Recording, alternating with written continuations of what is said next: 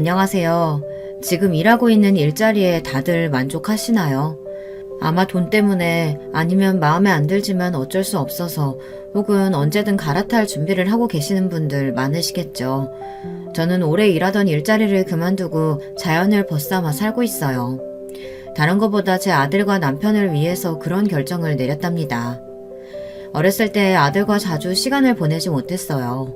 애 낳고 4개월이 채 안 돼서 일터에 바로 복귀를 했고요.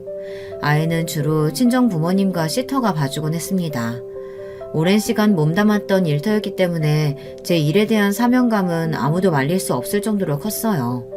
어렵게 올라간 제자리를 누군가에게 내주는 건 제 자존심이 허락하지도 않았고요. 서비스직이라는 게 원래 자기를 갈아서 다른 사람의 삶의 질을 높여주는 건데 사실 그렇게 하다 보니까 내 삶이 무너져 가더라고요. 일에 그렇게 미칠 거면 가정을 이루면 안 됐었는데 전 세상의 모든 워킹맘들에게 정말 존경심이 생길 정도였어요.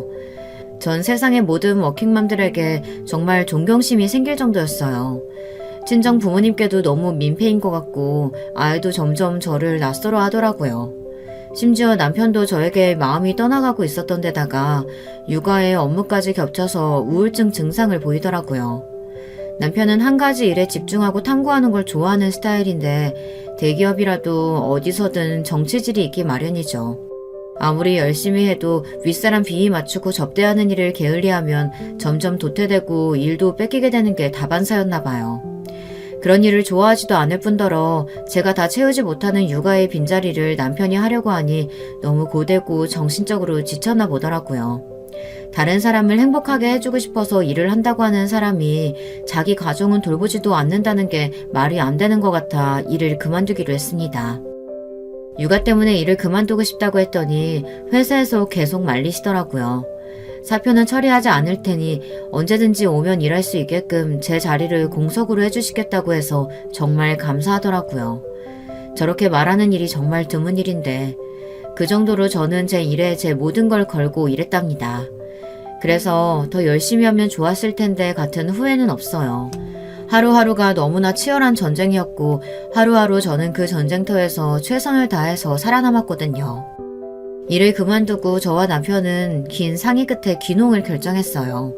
사실 농사를 짓고 싶은 마음은 아니었는데 도심에서 좀 떨어져서 하루하루의 압박 없이 살고 싶다는 남편의 뜻을 존중해서 그렇게 결정했습니다. 시골에서 살아본 적도 없고 농사를 지은 적도 없다 보니까 초반에는 실수가 많았어요. 시장에서 토끼를 팔길래 너무 귀여운 거예요. 집 마당에 공터가 있어서 토끼집을 멋지게 만들어주고 토끼 7마리를 키우기 시작했어요. 아우 세상에 지금 생각하면 지금도 아찔해요. 토끼가 그렇게 다산의 상징인지 꿈에도 몰랐거든요. 7마리는 부지런히 새끼를 낳더라고요. 저는 토끼들도 부모 자식 간에 마땅히 지켜야 할 선이 있을 것이고 그들도 당연히 그 선을 지킬 거라고 생각했던 것 같아요. 하지만 그들의 세상에는 그런 선이 없더라고요. 저 자유로운 아메리칸보다 훨씬 더 자유로운 성생활을 지향하시는 바람에 토끼는 순식간에 100마리가 넘어갔어요. 이웃들도 나눠주고 하다가 도저히 사료값이 너무 많이 들어서 아쉽게 다 팔아버리는 수밖에 없었어요. 돼지도 키웠는데 아무 생각 없이 동네 어른이 이제 새끼 낳을 때 되지 않았냐고 하시며 교배를 시켜주시겠다고 하더라고요. 정력이 멋진 친구였는지 우리 돼지 2마리는 둘 다 엄마가 됐어요. 그때 토끼들도 같이 키우던 때였는데요. 노란 토끼 2마리도 새끼를 뵌 상태였거든요. 색깔이 너무 예쁜 토끼들이라 또 얼마나 예쁜 새끼들이 나올까 기대가 돼서 보금자리를 좀 따로 챙겨주고 싶더라고요. 마침 돼지 우리 옆칸에 비어서 거기 토끼를 넣어뒀어요. 옆칸이랑 이어진 구멍이 있었는데 돼지랑 토끼들이 같이 있는다고 별일 없을 거라고 생각해서 구멍을 막지 않았어요. 그런데 세상에 다음날 그 예쁜 토끼는 가죽만 남기고 사라졌어요. 엄마 돼지들이 뼈째 냠냠 하셨나봐요. 몸보신 하려고 드셨겠지만 정말 놀라고 무서웠던 것 같아요. 아들이 충격받은 것 같아 돼지는 잡식동물이라고 가르쳐줬지만 사실 제가 더 충격을 받았던 것 같아요. 돼지들이 드디어 출산하는 날이 됐어요. 근데 돼지들이 알아서 새끼를 낳을 줄 알았는데 그게 아니라 사람이 옆에서 새끼들을 받아주고 엄마 돼지에게 깔려 죽지 않도록 챙겨줘야 한다고 하더라고요. 남편이랑 저는 밤새 돼지 산파가 돼서 열심히 새끼들을 받았어요. 아들도 저희가 밤새도록 돼지한테 붙어 있으니까 우리 옆에 평상에서 잠들었다가 구경했다 또 잠들었거든요. 근데 일어나더니 엄마 귀가 간지러워요. 아, 이게 뭐야? 소리를 빽 질러서 갔는데 저도 소리를 지르고 말았어요. 귀에서 구더기가 나오더라고요. 여름이었거든요. 돼지 우리 옆에 있으니까 구더기가 들어갔나 봐요. 한참을 씻기고 난리를 쳤네요. 아들도 그 이후로 다시는 평상에서 안 자더라고요. 애는 무럭무럭 자라고 신나게 먹고 뛰어다니고 틈나면 엎어지고 자니까 정말 무럭무럭 자라더라고요. 아주 건강해졌어요. 어렸을 때 서울에 살 때는 아토피가 정말 심했었는데 지금은 흔적도 없어졌어요. 뭐든 잘 먹고 잘 뛰어다니고 씩씩해졌죠. 그리고 원래 아주 하얀 피부였는데 지금은 아주 까무잡잡해요. 돼지를 키우다 한 마리 잡았는데 한 마리가 양이 엄청 많더라고요. 냉장실이 모자라서 냉장고를 하나 더 샀어요. 한 달 동안 계속 돼지고기 반찬을 먹었어요. 엄마, 돼지가 아직 많은 거지? 근데 이러다 아들 돼지 되겠어. 우리 다른 것도 먹어요. 그럼 다시 토끼 키워서 토끼도 먹을래? 아, 엄마 싫어. 차라리 닭 키워요. 계란 먹을래요. 싫어. 닭은 내가 싫어. 밥은 그럼 네가 줄래? 난 무서워서 못 주겠어. 엄마 그냥 우리 계란 사 먹어요. 한 번은 흑염소는 좀 키우기 편하다는 동네 어르신 말에 키웠는데 아들이 보는 그림책을 다 찢어먹는 바람에 결국 아들의 반대로 퇴출되고 말았어요. 염소가 종이를 그렇게 좋아하는 것도 신기하고 그걸 그렇게 잘 씹어먹는 것도 신기하더라고요. 하루는 동네 어르신이 집에 놀러 오셨어요. 금귤주름 좀 주려고 담가 오셨는데 아들이 그게 너무 맛있어 보였나 봐요. 색깔도 예쁘고 금귤이 작고 맛있어 보였나 보죠. 제가 소주잔에 받아 마시는 걸 보고 자기도 마시고 싶었는데 안 주니까 몰래 마셨나 봐요. 평상에서 같이 수다를 떨다가 갑자기 배가 아프다고 하면서 마당 한쪽에 가더니 갑자기 대변을 보더라고요. 근데 갑자기 아, 엄마 이게 뭐야? 에? 그게 뭐야? 뭐 때문에 그래? 이게 뭐야? 온 집에 비명소리만 나니 옆집 할머니가 놀라서 오셨더라고요. 이게 어디서 나왔노? 이거 회충이네, 회충. 자유로운 식도락가였던 아들은 뭐 가리는 게 없었거든요. 집안의 텃밭에서 나는 상추도 생으로 뜯어먹고 다니고 과일도 따먹고 다니고 눈에 보이는 건 뭐든지 입에 넣고 보다 보니 배에 기생충이 좀 있었던 모양인데요. 시골 오고 나서 회충약을 먹어야 한다는 사실을 잊고 지냈거든요. 금귤주 주신 할머니 덕분에 아들은 더 건강하게 자랄 수 있었지만 회충을 실제로 보니 너무 무서웠어요. 눈으로 기생충을 보게 되니까 정말 당황스럽더라고요. 당장 근처 약국에 가서 약 사와서 저녁에 다 먹였답니다. 시골에 살면서 남편과 저와 아이의 가장 큰 고민은 오늘은 뭘 맛있게 먹을까였어요. 리틀 포레스트라는 영화처럼 사시사철 때에 맞는 건강하고 맛있는 음식들을 먹으면서 행복감도 느끼고 살아가는 재미를 알았답니다. 남편도 대기업에 다니는 멋진 남자였지만 항상 피곤하고 찌들어 있었거든요. 서로 일에 치이고 치이다 귀농해서 농사를 짓게 됐는데 전 정말 쉽지 않을 거라고 생각했거든요. 근데 의외로 남편은 머리가 좋은 사람이라 그런지 농사도 옛날같이 주먹구구식이 아니라 최첨단 시스템을 다 공부하고 알아봐서 갖추더니 기후에 크게 영향을 받지 않고 농사를 지을 수 있는 법을 찾더라고요. 아무래도 과수원 농사나 일반 밭농사, 논농사들은 기후가 어떠냐에 대한 영향을 엄청 크게 받으니까요. 처음에는 과일 농사나 지어보자 그랬거든요. 아들이 수박 먹고 싶다고 노래를 불러서 수박 농사를 짓기로 했어요. 비닐하우스를 짓고 아들 손까지 빌려서 모종에 수정을 해서 수박이 맺도록 열심히 문지르고 다녔어요. 이게 여자고 이게 남잔데 수박이 생기려면 이걸 이렇게 생긴 데다가 문지르고 다녀야 돼. 그래야 수박이 생기는 거야. 먹고 싶은 만큼 빼먹지 말고 열심히 해야 돼. 아들은 수박이 먹고 싶은 만큼 정말 열심히 도와줬어요. 덕분에 얼마 가지 않아 수박이 주렁주렁 달렸어요. 아들은 늘 수박을 구경하며 언제 익을까 늘 설레어했어요. 그해 여름 우리가 사는 이 지역에 몇십 년 만에 폭우가 내렸어요. 진짜 비닐하우스가 다 떠내려가는 줄 알았네요. 밤새 물 퍼내고 또 퍼내고 퍼내느라 정말 녹초가 됐어요. 여보, 진짜 농사가 하고 싶어? 그래도 서울보단 이게 좋아. 알겠어. 둘 다 많이 힘들었던 시간을 지냈고 함께하는 거라 이 정도 힘듦은 그냥 일상 속의 작은 이벤트 같은 일이긴 했어요. 다행히 수박 농사가 완전 망하진 않아서 아들은 원 없이 그해 여름, 겨울에도 수박을 먹었어요. 남편이 지하수를 파놓은 덕분에 정말 편하고 시원하게 먹었죠. 전 겨울에는 수박을 대체 어떻게 키우는지 궁금했는데 전구를 계속 켜서 겨울에도 수박을 키우더라고요. 전기세가 좀 부담스러웠지만 그래도 덕분에 농사는 잘 지었어요. 근데 또 그해 겨울에 몇십 년 만에 폭설이 오더라고요. 무거운 눈에 비닐이 다 늘어나고 내려앉고 정말 난리도 아니었어요. 여름이랑은 또 전혀 다르더라고요. 비는 고인 걸 털어내면 되는데 이건 무게가 있으니까 게다가 눈이 너무 해도 너무 오더라고요. 비닐하우스를 지키느라 밤새 또 고군분투를 했답니다.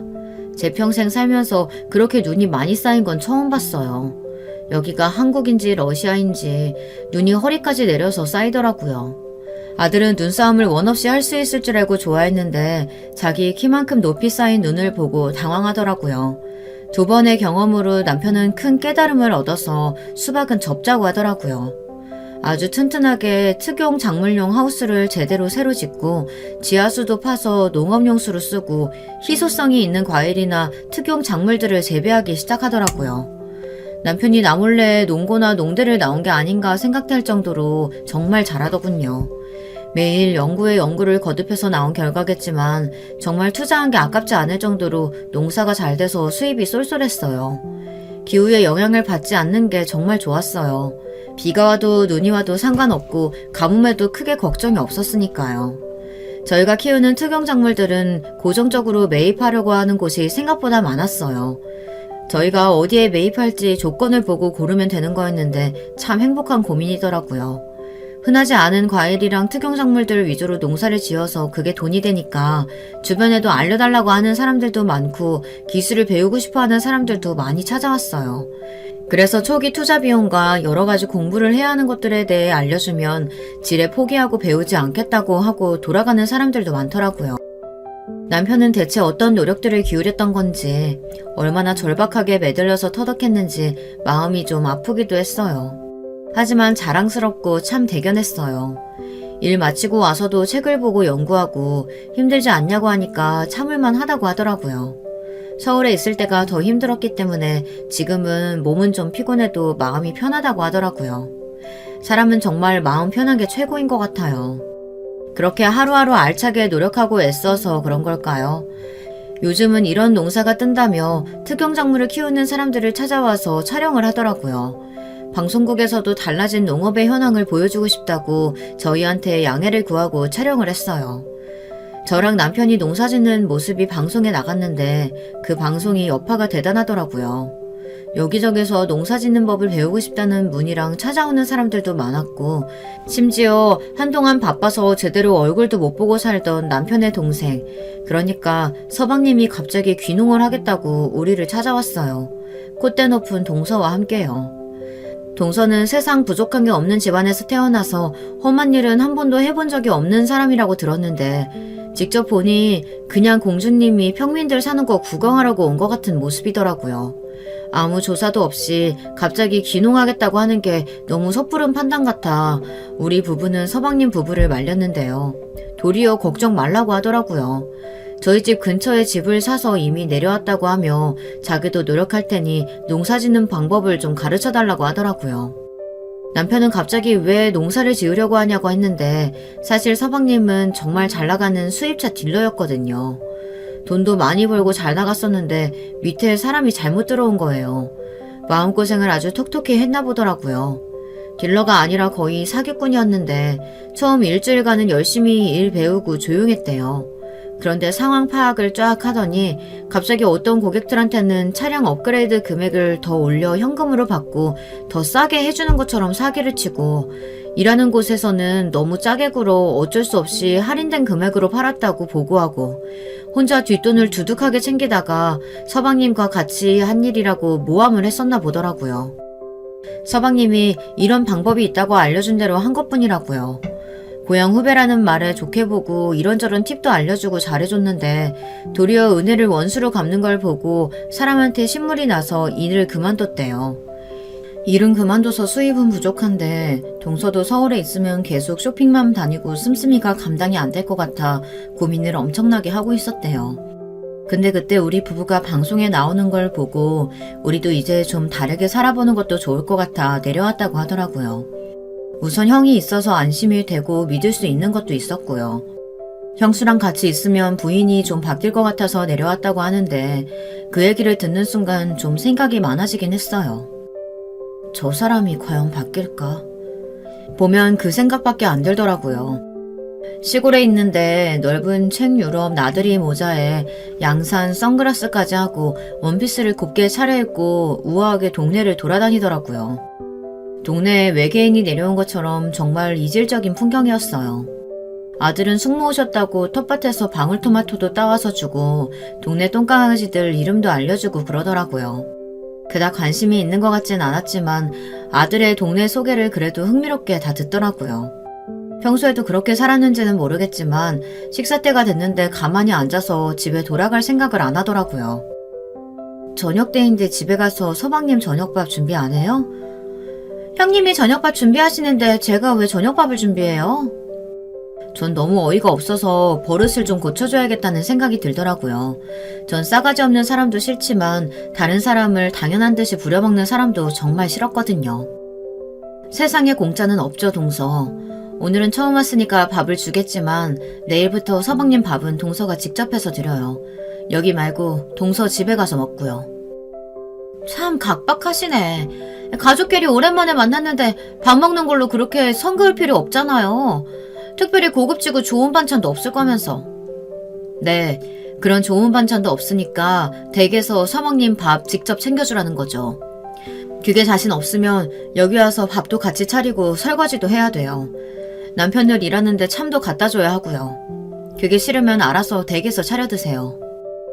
동서는 한참 입을 삐죽거리더라고요.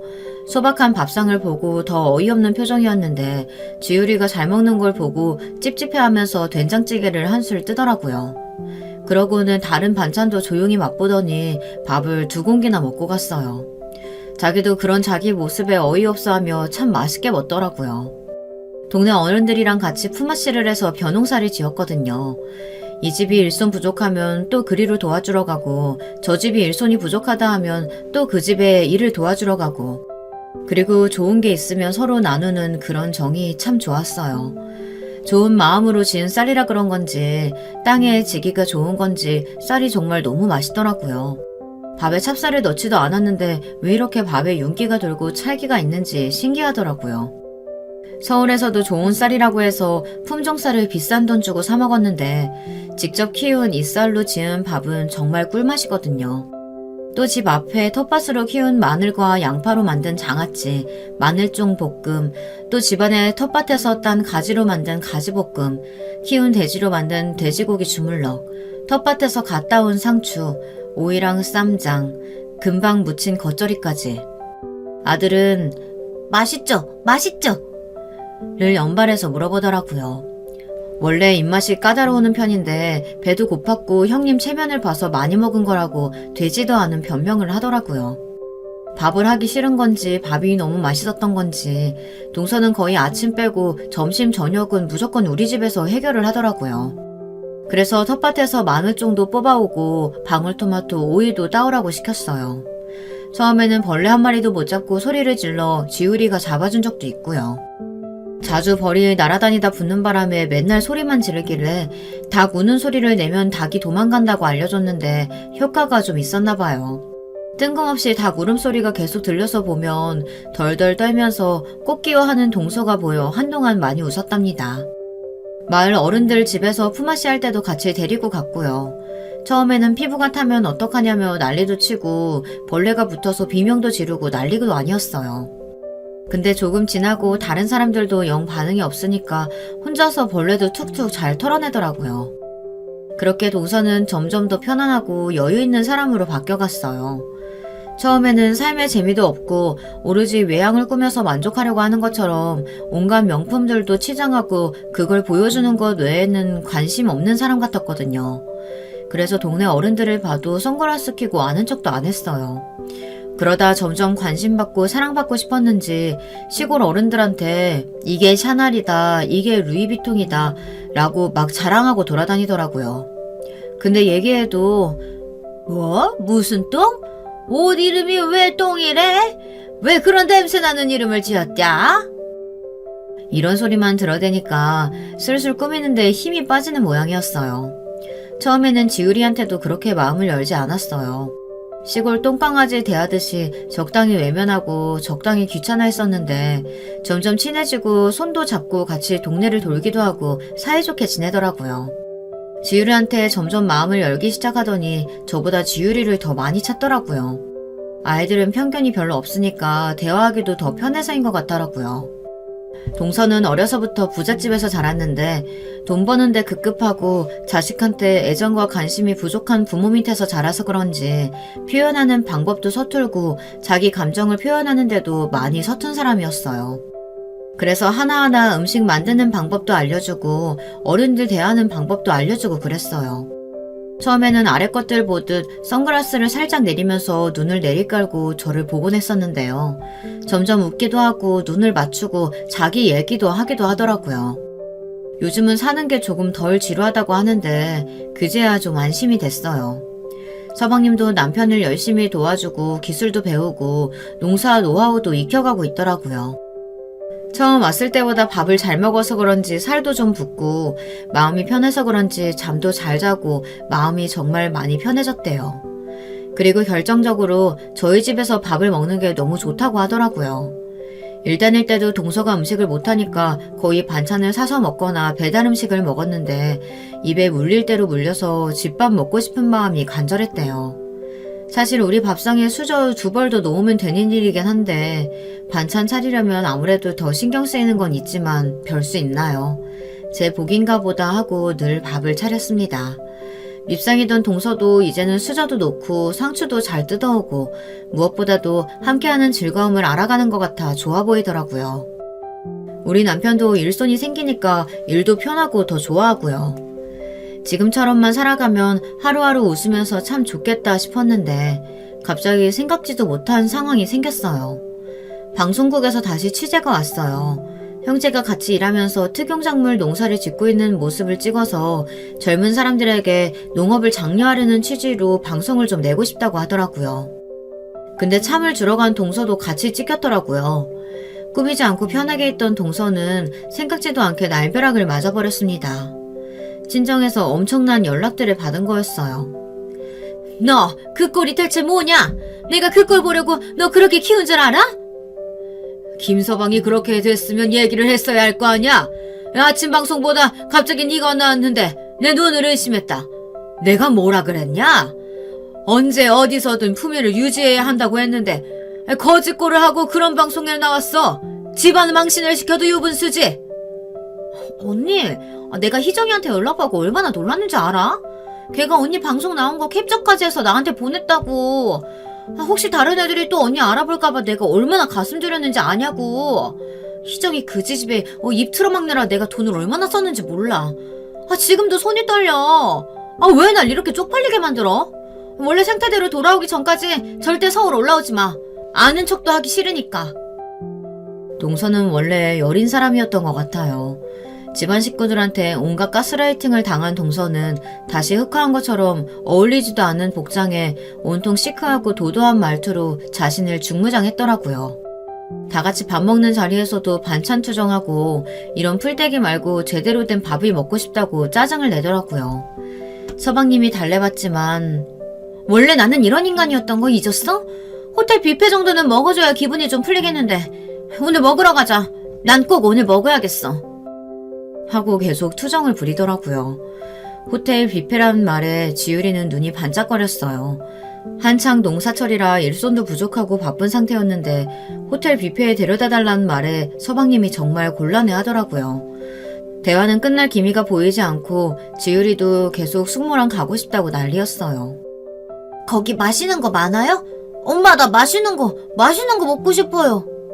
김지율, 세상에서 엄마 밥이 제일 맛있다고 할 때는 언제고 맛있는 거라니. 엄마 밥도 맛있는데 숙모가 정말 새로운 맛있는 것들 많다고 하잖아요. 한 번만 가보면 안 돼요? 네? 사실 니네 엄마 밥보다 훨씬 맛있지. 5성급 호텔 밥을 시골 풀떼기 밥이랑 어떻게 비교를 해?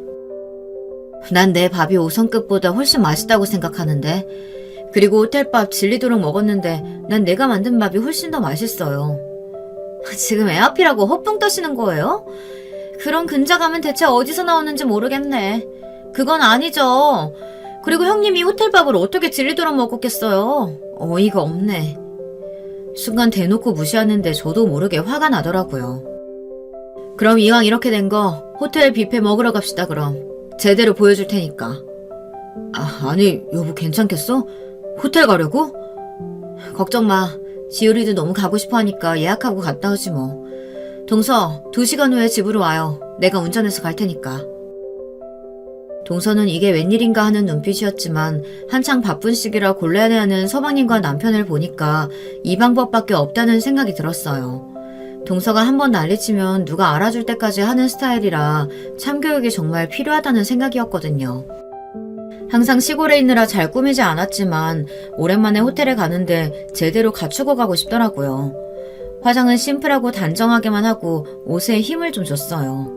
예전에 직장 다닐 때 중요한 자리에 갈 때만 입던 유명 브랜드 옷을 입었어요. 유행을 타지 않는 스타일을 산 게 신의 한 수였더라고요. 오랜만에 구두 신고 운전하려니 살짝 설레기는 하더라고요.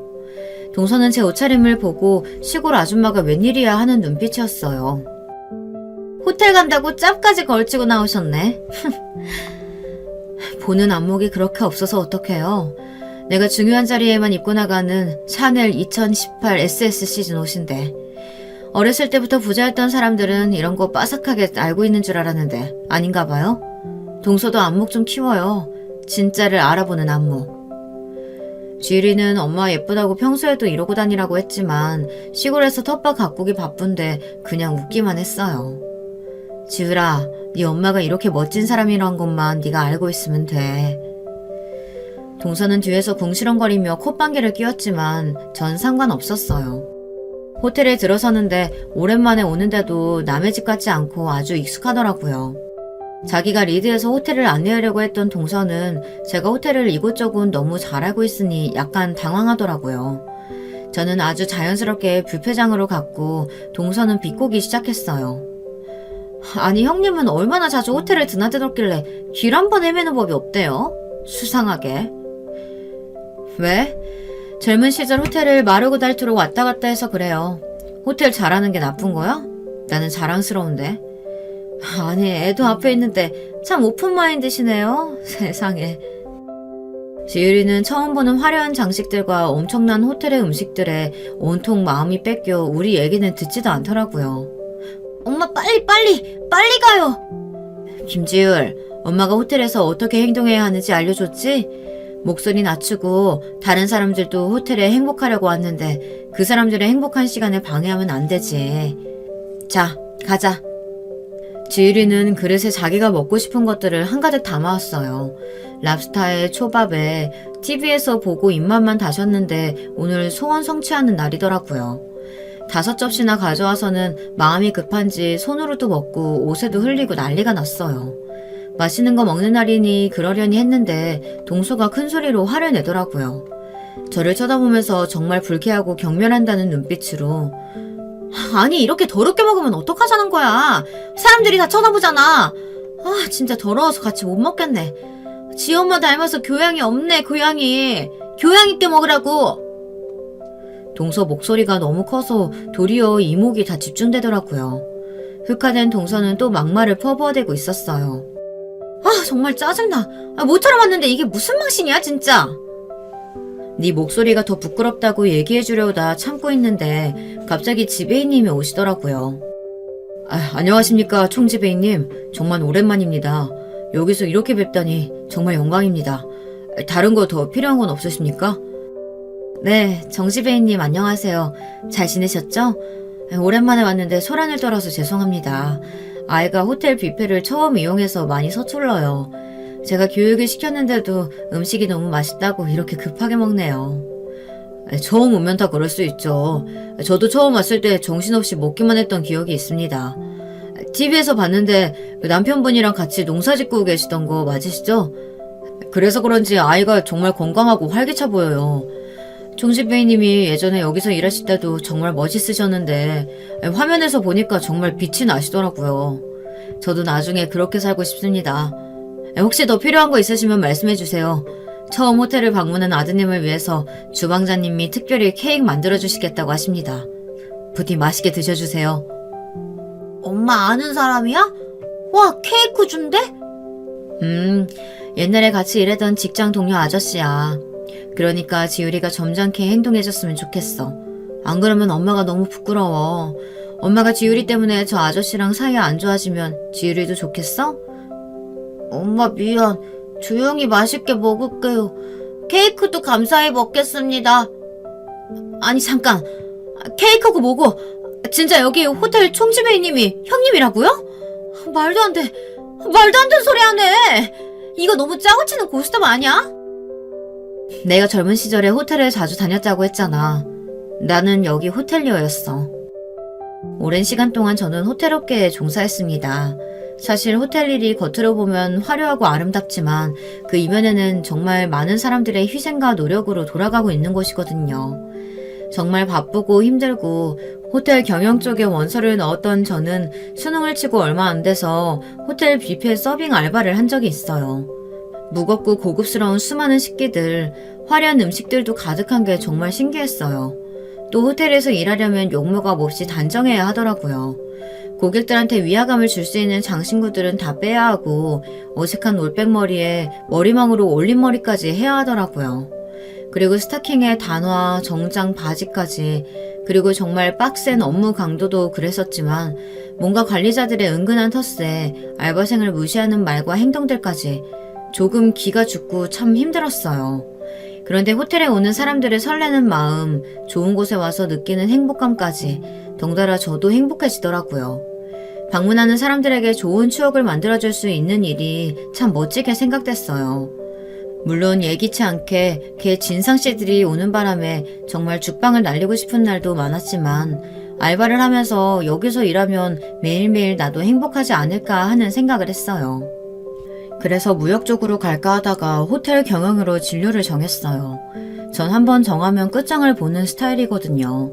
학교에 다니면서 최대한 많은 자격증을 따두려고 애썼어요. 주조 자격증, 바리스타 자격증, 관광 통역 안내사, 컨벤션 기획사, 국제 바텐더. 자격증은 셀 수 없이 많았고 좀 지치기도 했지만 새로운 걸 배우는 재미도 쏠쏠하더라고요. 계속 아르바이트도 하고 공부도 하면서 외국에는 호텔도 경험해보고 싶다는 생각이 많이 들더라고요. 그래서 외국에 가보자 찾아보니 세계 최고의 호텔 경영 학교는 스위스에 있더라고요. 그런데 학비도 세계 최고라는 게 문제였어요. 어학 능력이 부족하면 다녀야 하는 기간도 길어지고 학비가 제가 도저히 감당할 수 있는 정도가 아니더라고요. 2억이 넘어가는 학비는 제 숨을 턱 막히게 했어요. 그런데 어학 능력이 되면 더 다니는 기간도 줄어들고 학비도 8천만 원대로 줄일 수 있다고 하더라고요. 어렸을 때부터 아르바이트를 하면서 돈을 모았고 절약하며 살았지만 8천만 원은 저한테 쉬운 돈이 아니었어요. 그래도 꼭 꿈을 이뤄야겠다는 생각뿐이었고 돈을 벌려면 장사밖에 없다는 결론이 나더라고요. 그래서 여동생이랑 옷 쇼핑몰을 열었어요. 여동생이 정말 옷 보는 센스 하나는 타고났고 스타일이 확고했는데요. 그게 먹혀서 아름아름 소문이 나더라고요. 지금 다시 하라고 하면 못할 것 같아요. 꿈과 목표가 확실했기 때문에 할 수 있는 일들이었죠. 새벽에 옷을 떼려고 이리저리 돌아다니고 있으면 정말 이게 무슨 짓인가, 내가 꼭 이렇게까지 해서 스위스를 가야 하는 걸까, 그런 생각이 많이 들더라고요. 근데 또 남들 다 자는 시간에 열심히 일하고 돈 벌려고 하는 사람들이 정말 많았어요. 혼자가 아니라 더 힘낼 수 있었던 것 같아요. 여동생이랑 제가 번갈아 가면서 모델도 하고 사진도 찍고 참 애썼답니다. 남는 시간에는 무조건 영어 공부만 죽어라 했어요. 결국 돈을 모았고 스위스 호텔 학교를 갔어요. 죽어라 공부해서 갔지만 영어가 사실 좀 어설펐는데 필리핀 친구들이랑 친해져서 생각 외로 빨리 늘었던 것 같아요. 스위스에서 학사 학위를 취득하고 스위스 한 호텔에서 인턴십을 시작했어요. 스위스는 다들 아시다시피 정말 이쁜 자연환경을 가지고 있어요. 살면서 꼭 한 번은 가봐야 하는 관광지랄까요? 스위스는 스키장이 같이 있는 호텔도 꽤 있어서 새로웠어요. 그런데 멋진 풍경도 좋고 최고의 관광지지만 가장 멋졌던 건 호텔에서 일하는 사람들의 태도와 마음가짐이었던 것 같아요. 내 호텔에 대한 자부심과 정말 최선의 준비를 한 것에서 나오는 자신감, 가진 자의 여유라고 해야 할까요? 우리가 최고라는 자부심을 가지고 일할 정도면 대체 얼마나 열심히 손님을 맞을 준비를 하고 완벽을 기했기 때문일까 하는 생각이 들더라고요. 스위스에서 마친 인턴십 기간 동안 나는 저렇게 자부심을 느낄 수 있는 호텔에서 일하고 싶다는 생각이 간절해지더라고요. 좀 부족한 호텔이라면 내가 꼭 최고의 호텔로 만들어야겠다는 다짐을 했어요. 내가 일할 직장은 내가 고른다고 생각하고 점잖게 차려입고 여러 호텔을 방문해봤어요. 그러다 참 내가 봐도 참 예쁘다, 다시 또 오고 싶다 생각했던 게 지율이랑 방문했던 지금의 호텔이었어요. 정말 열심히 면접 준비를 해서 합격할 수 있었죠. 일하면서 느꼈던 건 일하면서 자신이 하는 일을 좋아하고 보람을 느끼는 게 가장 중요한 것 같아요. 다른 사람이 호텔에 와서 행복해하는 걸 보면서 내가 행복하다는 감정을 이해 못하는 사람들도 많더라고요. 그래서 집에 귀한 손님이 오기 전에 음식이랑 청소랑 여러 가지 세심하게 신경 써서 준비했는데 손님이 그 대접을 받고 너무 좋아하면서 사진도 찍고 잊지 못할 추억이 생겨서 너무 좋다고 말해줘서 제가 뿌듯함을 느낀다는 건 이해가 가냐고 하니까 이해가 간다고 하더라고요. 그것과 같은 감정이라고 하니까 대다수는 조금 이해가 가긴 하는데 그 뿌듯함 때문에 계속 호텔에서 일하는 건 쉽지 않을 것 같다고 하더라고요. 그래서 그런 걸 좋아하는 내가 여기서 일하나 보다 했어요. 겉보기에 괜찮아 보여서 호텔에 입사했는데 생각보다 자신한테 요구하는 게 많다고 느끼고 짜증을 내는 친구들도 많이 봤고 앞에서는 친절한 척 하다가 뒤에서는 정색하고 지쳐하는 친구들도 많이 봤어요. 어느 직장이든 힘든 점도 있고 내가 극복해 나가야 하는 것도 다 있는 법인데 서비스 마인드가 없으면 정말 힘든 직업이긴 해요. 귀국해서 여러 호텔을 돌아보고 정말 내가 일하고 싶은 호텔에 면접을 봤어요. 제 스스로 장사해서 학비를 마련하고 스위스 호텔 학과를 졸업했다는 사실을 알고 그 의지를 높게 사주셔서 바로 합격할 수 있었어요. 하루하루가 고되고 새로 외우고 습득해야 하는 사실도 정말 많더라고요. 밥 먹으면서도 외우고 화장실에서도 외우고 자기 전에도 오늘 외웠던 걸 다시 복습하기도 하고 생각나지 않으면 다시 한번 외우고 잤죠. 쉬는 날에는 호텔 주변 맛집이랑 동네별로 유명한 맛집들을 돌아다니면서 여행 왔을 때 꼭 가보기 좋은 곳을 직접 가보고 고객들에게 알려줄 추천 리스트를 만들었어요. 저라고 쉬고 싶은 마음이 없는 게 아니었어요. 하지만 최고가 되려는 목표가 저를 언제나 불타오르게 했어요. 짧게나마 유학 경험이 있고 스위스 호텔에서 일한 경험이 있다는 걸 좋게 봐주셔서 VIP 고객 응대하는 팀에 빨리 합류할 수 있었어요. 그때그때 응대를 잘한 덕분에 여러 번 최고의 사원으로 뽑힐 수 있었죠.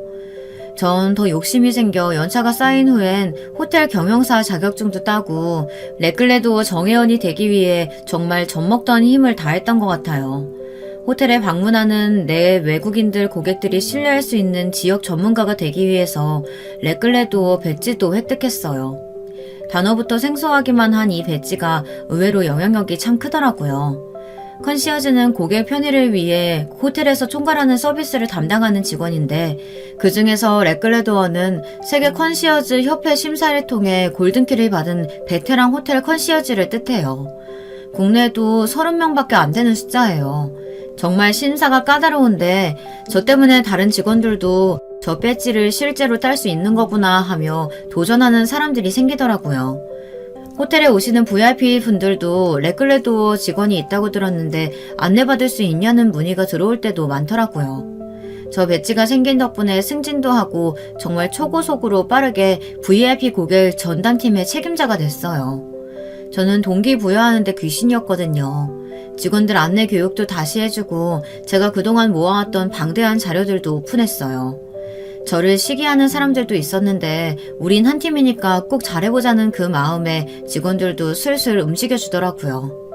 전 상벌이 확실한 타입이라 응대를 잘한 직원에게 상품권을 주고 자유 휴식권도 주고 여러 가지 혜택들을 줬어요. 훨씬 더 생기 있게 움직이게 되더라고요. 직원들이 정말 모르는 게 없다, 참 친절하다, 미소가 진실됐다 등 예전보다 훨씬 긍정적인 반응들이 정말 많이 늘었어요. 운영이 잘 된다는 소문도 나고 서비스가 예전보다 더 세련되어졌다는 말을 많이 들어서 사장님이 큰 결단을 내리셨더라고요. VIP팀뿐만이 아니라 호텔 전체 서비스에도 새로운 바람이 불기를 원하셨고 전 그렇게 총 지배인이 됐어요. 여자 지배인도 흔치 않은데 저는 상대적으로 나이가 그렇게 많지 않다 보니 곳곳에서 이상한 소문도 돌았어요. 전 실력으로 증명하면 된다고 생각해 별로 개의치 않았어요. 스스로를 증명하기 위해서 정말 오래 부지런히 달려왔었는데 지금까지의 내 노력이 다 보상받는 기분이더라고요. 글로 간단하게 줄여서 적어둔 거라 안 믿을 수도 있지만 정말 노력에 노력을 다했답니다. 호텔 평가에서도 서비스가 정말 세심하고 좋다고 좋은 점수를 받아 보너스도 주셨어요. 호텔도 점점 서비스 인지도가 많이 올라가고 업무가 조금씩 익숙해져서 생활에 여유가 좀 생겼죠. 그래서 소개팅한 남자랑 결혼을 했는데 지유리가 태어난 거예요. 근데 제가 건강하게 낳아주질 못했는지 아토피에 갖은 진병을 다 갖고 있더라고요. 친정엄마가 봐주셨지만 공동육아하는 남편도 너무 힘들어해서 결국 일을 그만두고 육아와 남편 농사일을 돕고 있는 지금의 제가 된 거랍니다. 그런 저를 알아봐주신 지배인님이 저희에게 웰컴 케이크를 보내주신 거고요. 시골 아줌마인지 알았던 제가 이렇게 큰 호텔의 총 지배인이었다는 사실 자체가 동서를 황당하게 한 것 같아요. 시골에서 농사 짓는 남편의 뒷바라지나 하고 있는 사람으로만 봤는데 지금도 남편이 농사일에 몰두할 때 집안의 모든 대소사나 아이 육아 문제 또 이웃들과의 품앗이로 동네 농사 또한 잘 돌아갈 수 있게 하니까 어떻게 보면 집안 경영을 하고 있는 셈이죠. 동서는 아니 그 나이에 어떻게 그런 중요한 직책을 맡을 수가 있어요?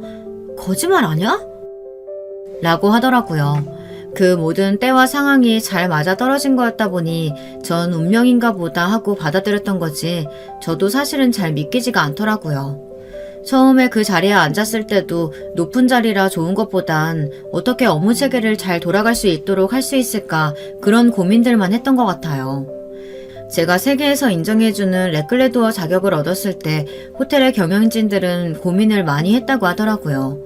기존에 있던 총괄 지배인이 사임하겠다는 얘기도 한 상태였고 전체적으로 뭔가 정돈되어 있지 않은 서비스 질을 개선하고 싶은 마음이 컸는데 그때 마침 제가 세계에서 인정받는 호텔리어가 된 거였죠. 그래서 VIP 전담팀을 맡게 했는데 거기서도 직원들을 잘 가르치고 좋은 효과가 나타나니 모험이라고 생각하고 저를 총괄 지배인으로 임명한 거였어요. 동서, 꿈이 있었어요? 나는 최고의 호텔리어가 돼서 사람들이 왔을 때 정말 행복감과 좋은 추억을 가지고 갈 수 있는 호텔을 만드는 게 내 꿈이었어요. 그래서 내 젊은 나를 온통 커리어 만드느라 제대로 놀아본 적도 쉬어본 적도 없어요. 호텔에서는 그런 나를 알고 크게 써준 거고요. 나도 가만히 앉아서 높은 자리에 올라가고 있었으면 좋겠다 이런 꿈만 꿨다면 별로 달라질 것도 좋아질 것도 없었을 거예요. 한 번도 뭔가 간절하게 원하고 그걸 위해서 노력했던 적이 있어요? 그런 게 없어서 늘 불안하고 감정 조절도 안 되고 쉽게 무력감에 빠지게 되는 것 같아요. 나는 그렇게 원했던 그 일을 하며 정말 최선을 다했어요. 고객이 원하면 그건 어렵습니다, 안 됩니다 할 수가 없어요. 그래서 고객이 구해달라고 하는 과일이나 포도주, 치즈, 인형, 속옷 같은 거 구해려고 비행기 수배하고 선박도 수배하고 외국에서 물건 가져오기도 여러 번 해봤어요. 그토록 자부심 넘치게 사랑했던 그 직업을 가정을 위해서 잠시 내려놓고 있는 중이에요. 다른 사람들의 행복도 많이 살펴드렸으니 이제는 내 가정의 행복을 챙겨야 할 것 같아서요. 그래서 나는 그 시골에서도 하루 종일 열심히 노력하고 늘 애쓰고 있어요. 더 꽉 찬 행복을 위해서요. 근데 동서는 주변에서 하는 말에 흔들리고 우울해하고 조카에게도 감정적 폭언이나 하고 한동안 동서 얼굴이 정말 밝고 예뻤던 거 알아요? 조금씩 자기 자리 찾아가는 것 같았어요. 본인 집안에서 동서를 뭐라고 하던 그게 뭐가 중요할까요? 동서가 좋아하는 동서의 삶을 살면 좋겠어요. 동서는 한참 말이 없다가 지율이한테 막말한 걸 사과하고 저에게도 다시 사과를 하더라고요. 지율이는 맛있게 먹고 돌아오는 차 안에서 숙모한테 이런저런 말을 계속 붙였어요. 아마 숙모가 말이 없어진 걸 알고 그렇게 했던 것 같아요. 한 이틀 정도 말이 없다가 동서가 사과를 하더라고요. 자기가 그동안 인생을 정말 쉽게 보고 대충대충 산 것 같다고요. 시골에 내려와서 더 편하고 마음도 많이 편해졌는데 이제부턴 자기도 주변을 더 살피고 자기가 더 잘할 수 있는 일을 찾아보겠다고 하더라고요. 그 이후로 동서는 무슨 일이 있든 열심히 하기 시작했어요. 이러다 작물 포장을 하는데 상품 디자인이랑 포장을 바꿨으면 좋겠다고 하더라고요. 안목이 있어서 그런지 정말 고급스러워서 그대로 인터넷 사이트에 올렸더니 주문량이 또 엄청 늘어나더라고요. 서로가 꼭 필요한 존재가 돼서 지금은 정말 최고의 파트너가 됐어요. 가끔 저보다 동서가 더 억척스러울 때가 있고요. 사람마다 그런 최고의 순간이 오는 시간대가 다 다르잖아요. 그 시간이 됐을 때 다들 겁내지도 물러서지도 말고 열심히 싸우셔서 원하는 것들을 다 쟁취하셨으면 좋겠습니다. 젊은 시절에 제가 할 수 있는 최고의 노력을 했다 보니까 전 제 사람의 후회가 일체 없어요. 다만 이제 더 풍요로운 경험과 소중한 것들을 지키기 위해 새로운 일을 하게 된 건데 이런 삶도 정말 배울 게 많고 제가 여유 있어져서 좋은 것 같아요. 여러분들도 늘 삶의 한가운데에서 최선을 다하는 삶의 주인공이 되어서 항상 빛나는 삶을 즐길 수 있게 되시길 바랍니다. 여러분, 두 번째 사연 시작하기 전에 좋아요, 구독 꼭 눌러주실 거죠? 그럼 두 번째 사연 바로 시작합니다. 안녕하세요. 저는 이제 막 50대로 향해 가고 있는 한 가정의 가장입니다. 토끼 같은 아들과 딸도 있고 여우 같은 마누라도 있죠. 유튜브 항해를 하다가 우연히 들어오게 된 사연 채널에서 많은 인생 선배님들의 사연을 듣고 저에게 있었던 웃기기도 하고 어이없기도 했던 사연을 한번 풀어보고자 합니다. 재밌게 들어주시면 감사하겠습니다. 먼저 저의 결혼 스토리부터 말씀드리겠습니다. 저희 부모님은 의류 관련 사업을 하시던 분들이었습니다. 섬유산업으로 유명한 도시에서 터를 잡고 사셨죠. 여러 원단을 거래하시고 사업을 하셨는데 젊은 시절에는 제법 크게 하셨던 것으로 들었습니다. 실제로 어렸을 때 우리 집은 유복한 편이었습니다. 근데 제가 군대를 막 전역하고 20대 중반 대학 졸업을 앞둔 시기가 왔을 때 IMF가 오면서 사업을 정리하시게 됐죠.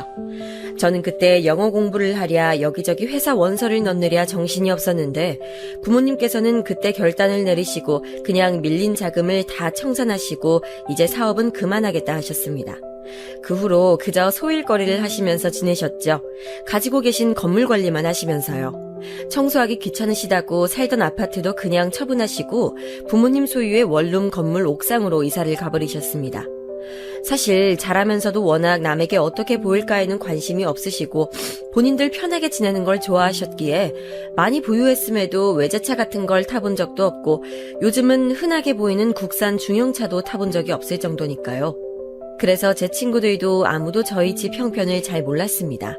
저 역시 딱히 얘기할 필요성을 느끼지도 못했고요. 20살이 넘었던 그때부터 저는 온갖 아르바이트를 해봤어요. 백화점에 가서 구두도 팔아봤고 새벽에 우유 배달을 뛰면서 저녁에는 호프집 서빙도 했습니다. 그런 아르바이트를 통해 배울 것이 많다는 부모님의 말씀을 따라 저는 그렇게 치열하게 20대를 보냈죠. 그러다가 거의 30살이 될 무렵 아르바이트로 나간 박람회장에서 지금 아내를 만나게 됐습니다. 그 박람회는 친환경 컨셉으로 유기농 먹거리를 홍보하고 시식도 하는 곳이었는데 저는 손님들께 시식을 권하고 유기농 제품을 판매하는 일로 채용이 되었어요. 저와 아내는 옆 부스에서 각자 일을 하다가 서로 말문을 트게 되어 친해졌습니다. 아내는 외국어 전공자였는데 그 박람회에 외국인들도 많이 방문했기에 외국인들과 유창하게 대화를 나누는 아내의 모습이 멋지고 예뻐 보였어요.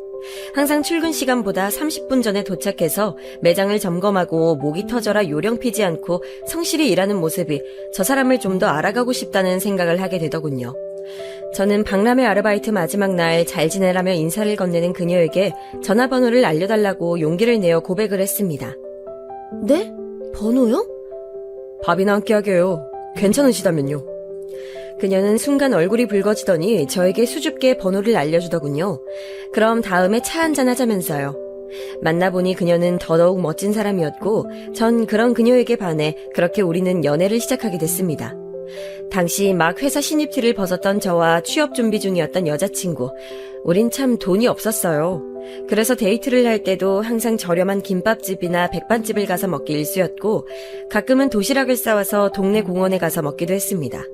항상 비슷한 옷에 서류 가방 하나 덜렁 들고 뚜벅이로 다니는 저에 대해 여친은 아무런 불만도 없었습니다. 알뜰해 보이고 성실해서 좋다고 항상 웃어줬죠. 저는 저의 금전적 배경을 하나도 모르는 상태에서 저를 이렇게 좋게 봐주는 그 사람이 참 좋았습니다. 그래서 조건을 내세워선 시장에 나가면 훨씬 선택지가 많겠지만 이렇게 진심으로 나 하나만 봐주는 사람은 없겠다 싶어서 이 여자와 결혼을 해야겠다고 마음먹었어요.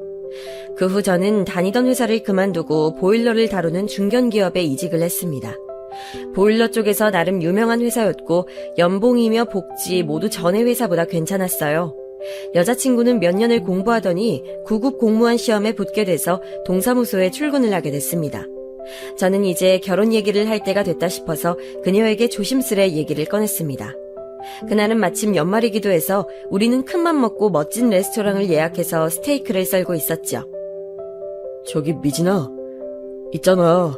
우리 이제 취업도 확정되고 했는데 이제 그만 결혼하는 건 어떨까? 오빠 방금 뭐라고 했어? 저는 손을 살짝 떨면서 미리 사둔 반지 케이스를 아내에게 줬습니다. 작지만 다이아가 박힌 심플한 반지였어요.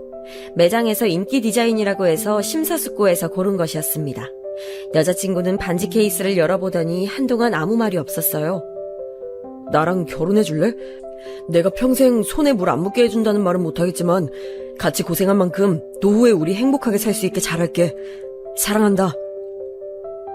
전 아무 말이 없는 것이 불안했지만 소신껏 여자친구에게 정식으로 청혼을 했습니다. 그런데 그녀가 갑자기 눈물을 흘리는 것이었어요. 기쁨의 눈물이라고 하기에는 좀 석연치 않았습니다. 오빠, 실은 나 있잖아. 그렇게 울면서 그 사람은 갑자기 부모님과 언니들 얘기를 하기 시작했습니다. 그녀의 집은 평범한 중산층 집안이었어요. 아버지는 회사원이고 어머니는 가정주부셨죠. 위로는 언니 둘이 있었습니다. 근데 전부터 저와 만나는 것을 부모님도 언니들도 마음에 들어하지 않았다고 하더군요. 이유는 제가 전문직도 아니고 대기업에 다니는 것도 아닌데다가 하고 다니는 꼬락서니를 보아하니 집에 돈도 없어 보이기 때문에 결혼을 하면 고생할 게 뻔하다는 겁니다. 내가 돈이 없어 보여서? 엄마 아빠가 하도 물어서 다 말해버렸거든. 저희 부모님이 어디 사냐고 해서 어느 동네에 사시는지 또 골목 위에 있는 원룸 꼭대기에 산다고 말했던 것부터 낡은 스타렉스를 끌고 다닌다는 것까지 모든 것이 돈 없다는 증거 아니냐고 가족들이 계속 반대해왔다고 해요.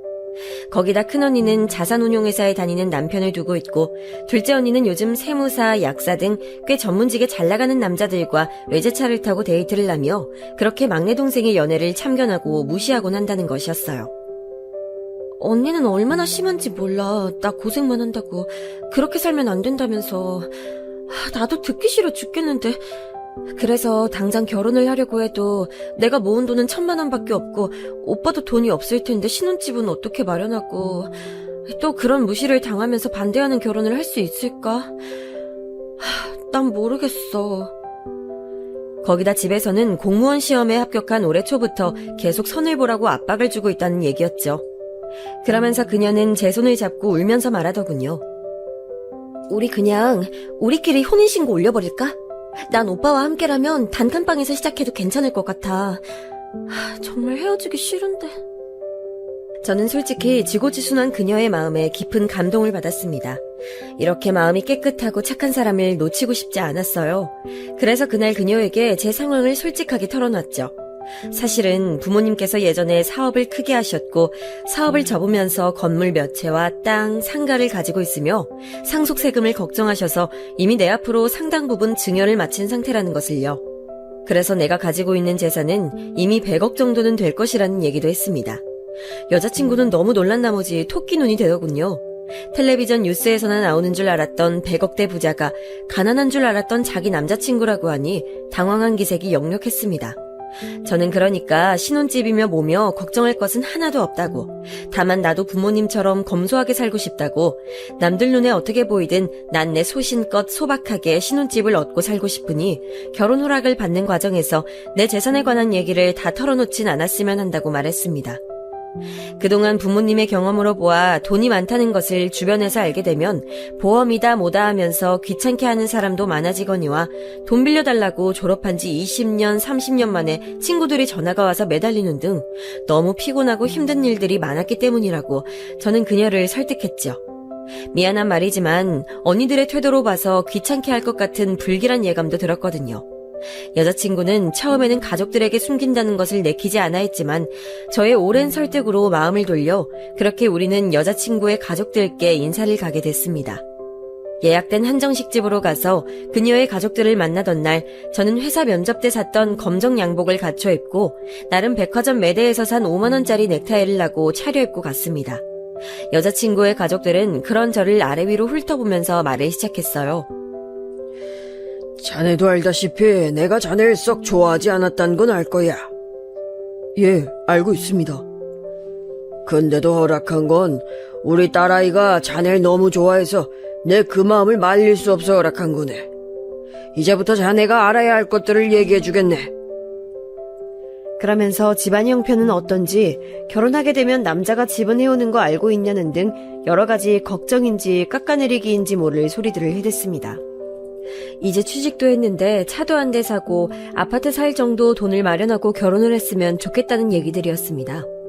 저는 부모님은 원룸에 새를 살고 계시긴 하지만 소일거리를 하고 계셔 제가 부담할 부분은 없고 저는 제 월급 형편에 맞는 신혼집과 자동차를 구매할 예정이라고 말씀드렸습니다.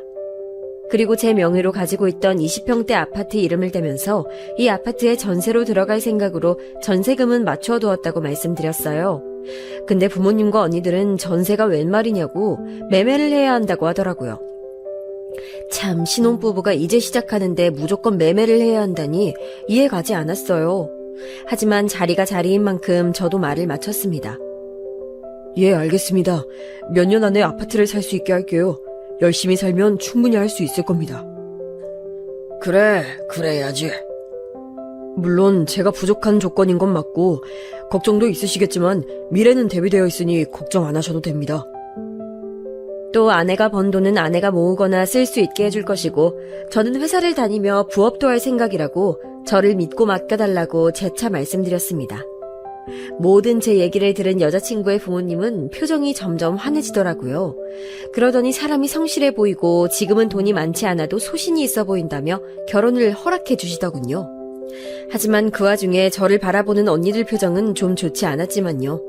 여자친구의 언니라는 사람들은 미인들이긴 했지만 둘 다 성형수술한 얼굴에 비싼 가방을 들고 화려하게 치장하는 데 열중하는 타입 같아 보였습니다. 저는 어떻게 한부모에게 태어났는데 아내와 언니들이 완전 다를 수가 있나 너무 신기했어요. 나중에 아내가 된 여자친구에게 물어보니 언니들이 너무 어릴 때부터 치장에 관심을 보이고 아르바이트한 돈으로 몽땅 옷을 사버리거나 학원비를 가져다 미용실에 가서 써버리는 등 사고를 쳐서 부모님이 속을 많이 썩으셨고 계속 남친을 바꿔대는 언니들에게 자신은 완전히 질려서 아예 반대로 지냈던 것 같다고 하더군요. 저는 진짜 실속이 뭔지도 모르는 사람들이라는 생각에 어이가 없어 웃음이 나더라고요. 그렇게 비웃고 무시하던 자신의 동생이 얼마나 부자 남자를 잡았는지 알면 얼마나 배 아파할까 그런 생각이 들었습니다. 우리가 결혼을 준비할 때 아내의 큰 언니는 이미 결혼한 상태로 30평대 아파트를 자가로 가지고 있었고 둘째 언니는 세무사와 결혼을 준비 중인 상태였습니다. 5월 신부가 꿈이라던 둘째 언니는 결혼해도 쓸데없는 사치를 엄청나게 부리더군요. 유명 호텔에서 코스 요리를 대접하는 결혼식을 해야 하고 예단이며 혼수며 쓸데없는 허례허식을 해야 한다고 날뛰며 아내의 부모님이 빚까지 내게 만들었습니다. 거기다 신혼여행은 몰디브로 간다고 하더군요. 저는 그런 둘째 언니의 모습이 너무 한심했지만 어차피 제 아내가 될 것도 아니고 해서 그냥 지켜보며 우리는 소박하게 결혼식을 하자고 아내를 설득했습니다. 아내는 처음에는 그래도 언니가 결혼식을 너무 성대하게 하는데 너무 소박하게 하면 좀 그렇다고 걱정을 하더니 결심을 굳힌 듯 제 말에 동의를 해주더군요. 그래, 당신 말이 맞아. 당신 말대로 언니들 때문에 흔들리지 말고 우린 우리대로 하는 게 좋겠어. 예정했던 대로. 허나 결혼을 준비하면서도 저는 그놈의 언니들 때문에 스트레스를 받았습니다. 사사건건 아내를 따라다니면서 그날 하루 입을 드레스를 외국 명품 브랜드로 해야 한다거나 메이크업샵을 고르는데 돈 칠갑을 하려 들지 않나 정말 힘들었어요. 거기다 저한테 전화까지 해서 그러더라고요. 평생 한 번 입는 드레스고 메이크업인데 화려하게 해야 되지 않을까요?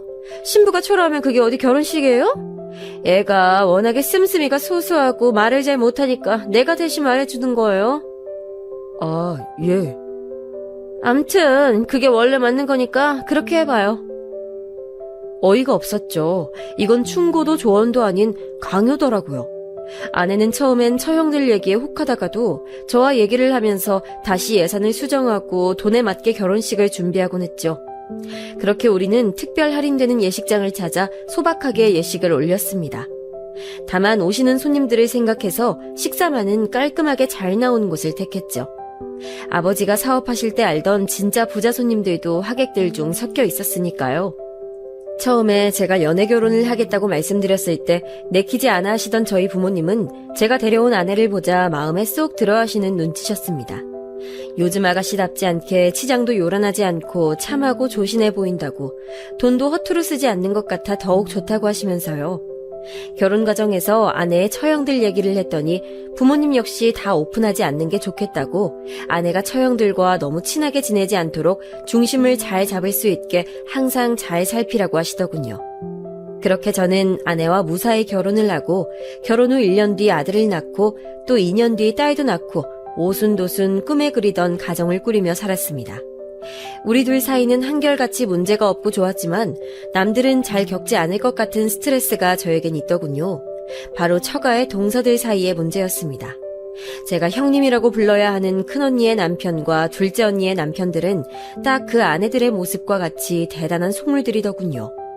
말 그대로 보이는 것으로 사람을 판단하고 괄시하며 괴롭히는 타입들이었습니다. 첫째 형님은 자산운용회사를 다니는데 돈을 만지면서 자신이 고객으로 모시는 부자들 이야기를 마치 자신이 부자인 양 으스대길 일쑤고 업무상 발설하지 않아야 하는 개인사까지도 저희에게 까발리며 부자들의 세계는 이런 것이라는 식으로 항상 대화의 서두를 띄우곤 하더라고요. 말하자면 이런 식이었어요. 자네, 부모들의 재산 수준에 따라서 누리는 문화가 얼마나 다른지 아나? 우리가 영화관 가고 뮤지컬 보고 그런 걸 문화라고 생각할 때 말이야. 그 사람들은 회원권을 산다고. 못 모르는 일반 서민들은 비싼 가방이나 푼돈 모아서 할부로 사면서 내가 명품 걸쳤네, 나도 이 정도면 잘 사는 거 아닐까 생각하지만 말이야. 진짜 부자들은 어차피 그런 가방이나 옷 같은 것들은 그냥 일상적으로 우리가 10,000원, 20,000원짜리 편하게 사듯이 시즌별로 사서 걸치는 것이고 회원권을 산다고. 아, 맞습니다, 형님. 저도 일하면서 그런 사람들 많이 봤어요. 제가 세무사다 보니까 그 사람들이 어디다 돈을 썼는지 다 보이지 않습니까? 차 같은 거 많이 살수록 공제도 많이 되다 보니까 차도 엄청 많이 사고 정말 돈 쓰는 게 상상 초월이더라고요.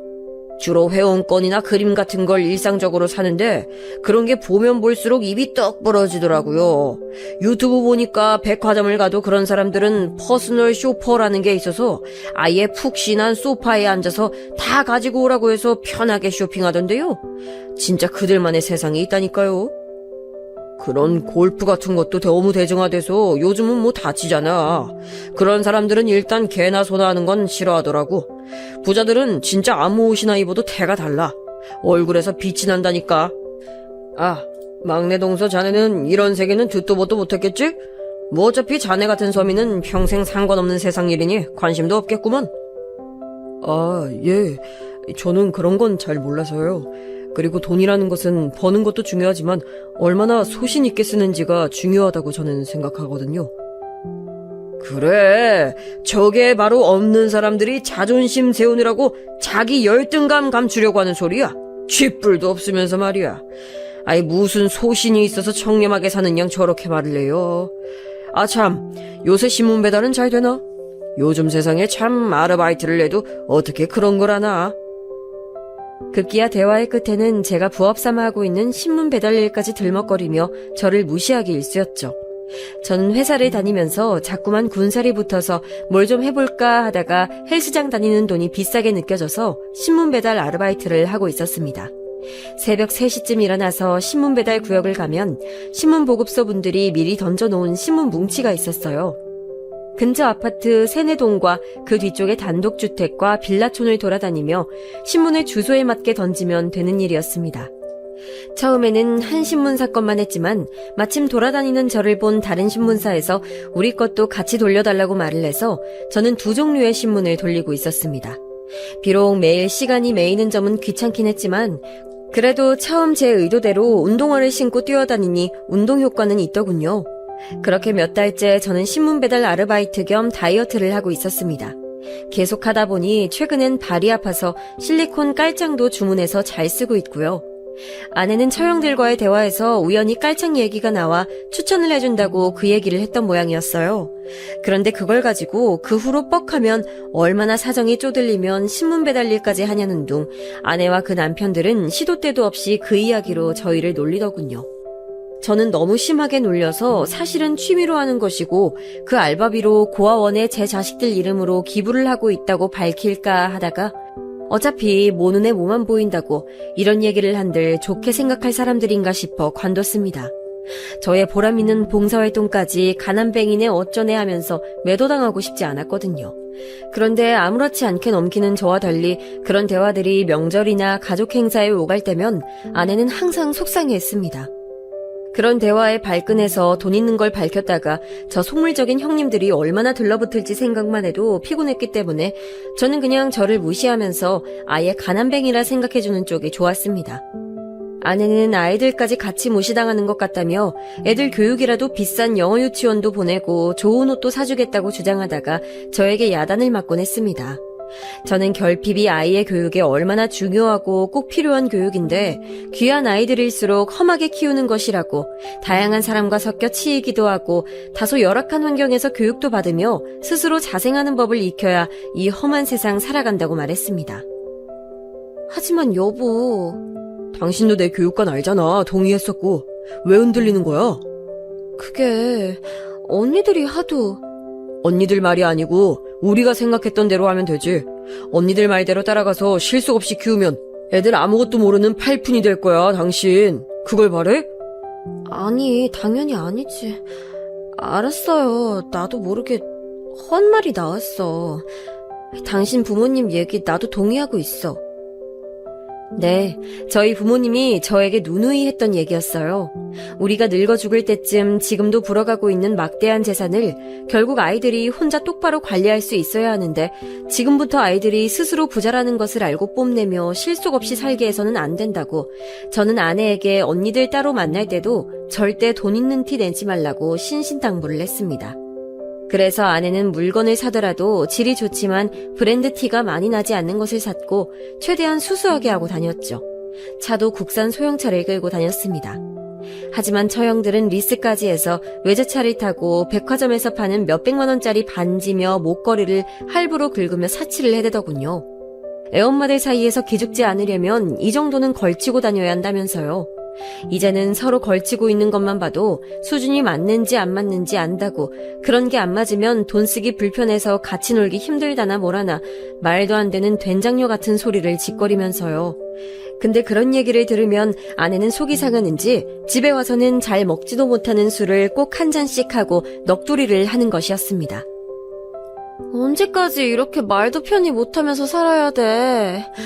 언니들이 당신 욕하고 무시할 때마다 이 아파트도 실은 우리 거고 땅도 있고 건물도 몇 채나 있다고 그렇게 동경하는 100억대 부자가 우리라고 얘기하고 싶은데 우리 언제까지 무시당하고 삭히며 살아야 돼 여보? 나 가끔은 너무 속상해. 언니들이 너무 그러니까 자존심이 너무 상한단 말이야. 여보, 내가 말했잖아. 그런 얘기해봤자 좋을 거 하나 없다고. 사람들이 돈 많은 사람 하나 주변에 생기면 얼마나 그 사람 팔고 다니는지 알아? 무슨 일만 생기면 우리한테 와서 공짜 돈 바라고 돈도 많은데 보태주라는 둥 기한 없이 빌려주라는 둥 진짜 못살게 굴어서 편히 살 수가 없어. 이건 내가 살면서 경험해봐서 잘 알아. 이 문제만큼은 내 말 믿고 계속 비밀 지켜줬으면 좋겠어. 그럼 저는 다시금 아내에게 간곡하게 부탁을 하는 것이었습니다. 그러던 중 결국 처형들과 아내 사이에 사건이 하나 터지게 됐어요. 아무래도 자매들끼리 친밀하다 보니까 일어난 일이었죠. 사건의 발단은 아이들 교육 때문이었습니다. 어머, 너 영어 유치원도 안 다니는데 캠프도 안 보내면 어쩌려고? 큰일 난다. 애 영어 못하면 나중에 친구들이랑도 못 어울리고. 문제는 그게 아니라 아이 성적 관리가 안 돼. 영어가 얼마나 중요한데? 수능까지 국영수는 기본인데 지금 잡아놔야 애가 편하다니까. 너 참 언제 애 엄마 될래? 처영이 명절날 다 같이 모인 화기애애한 자리에서 그런 말을 한 것이 시작이었어요. 그 이후 처영은 계속해서 이러면 안 된다느니 애 다 망치겠다느니 되도 않는 난리부르스를 떨더라고요. 아내는 한마디도 못하고 그냥 입술만 물어뜯고 있었어요. 사실 아내는 비록 우리가 있는 티 내지 않고 살기로 했지만 애들 교육만큼은 정말 발품을 팔고 정보를 모아 좋은 것을 시켜주고 싶어 했죠. 또 제가 일반 유치원에 보내기를 원했기 때문에 아내는 영어에 대한 고민이 많았습니다. 영어 유치원에 보내지 못하면 영어를 어떤 식으로 시켜야 하나 고민을 했던 거죠. 본인이 외국어 전공자이기도 해서 어릴 때 조기 교육으로 외국어를 해야 나중에 공부할 때 편하다는 확고한 소신이 있었거든요. 근데 처형들은 무리를 내서 마이너스 카드까지 내가며 영어 유치원에 보내고 있었고 아내는 그런 언니들이 부러웠던 모양이었어요. 영어 유치원을 다니는 아이들을 대상으로 거기 엄마들끼리 서로 방학 때 영어 캠프 같은 것을 조직해서 한국 내에 있는 미군부대 체험 프로그램을 진행한다고 했는데 저 말까지 들으니 아내는 우리 아이들을 그 프로그램에 꼭 보내고 싶어 하더군요. 저는 영어는 때 되면 다 하게 되지 않겠냐고, 정 필요하면 나중에라도 외국 보내면 되지 않냐고 했지만 아내는 지금 언니들이 하려고 하는 그 캠프를 꼭 보내고 싶다는 겁니다. 다른 건 몰라도 외국어 교육에 있어서는 자기 얘기를 들어달라는 것이었죠. 당신 내가 다른 쪽으론 부탁 안 하는 거 알잖아. 이건 정말 우리의 교육에 필요해서 그래. 안 그럼 내가 불안할 것 같다고. 아내가 간곡히 얘기하자 어쩔 수 없더라고요. 아내의 말에도 일리는 있으니까요. 저는 처형들이 의아해할 것 같아 마음에 걸렸지만 아내가 너무 강력하게 주장을 해서 정 그러면 알겠다고 보내라고 했죠. 그런데 갑자기 다음 주에 아이들 영어 캠프가 있다고 들떠있던 아내가 전화로 소리를 지르며 처형에게 화를 내는 것이었어요. 언니! 내가 그렇게 부탁했잖아. 우리 애들 꼭 그 캠프 할 거라고. 돈 보내줄 수 있다고 했잖아. 이제 와서 그 자리가 다 찼다는 게 말이 돼? 아니, 그게 큰언니가 잘하는 분인데 그분이 재산이 50억이나 되고 엄청 잘 사는 분이라네. 이번에 한 자리 마련해서 자기 애 넣어주면 골프 라운딩 대접을 하겠다고 해서. 근데 우리 그이 쪽으로 일도 따줄 수 있다고 하는 바람에 너네는 다음에 꼭 끼워줄게. 어차피 돈도 좀 무리 아니었어? 돈 좀 모으면서 다음 기회 좀 기다리고 있어. 신랑이 그쪽 일도 따면 내가 다음에 맛있는 거 한번 사줄게. 조카들 데리고 와. 암튼 미안하게 됐다. 너무 섭섭해하지 마. 언니, 정말 너무한 거 아니야? 돈 있다고 얘기했잖아. 처형은 자기 입장만 얘기하고 거의 울먹거리는 아내를 무시하며 전화를 끊는 것이었어요.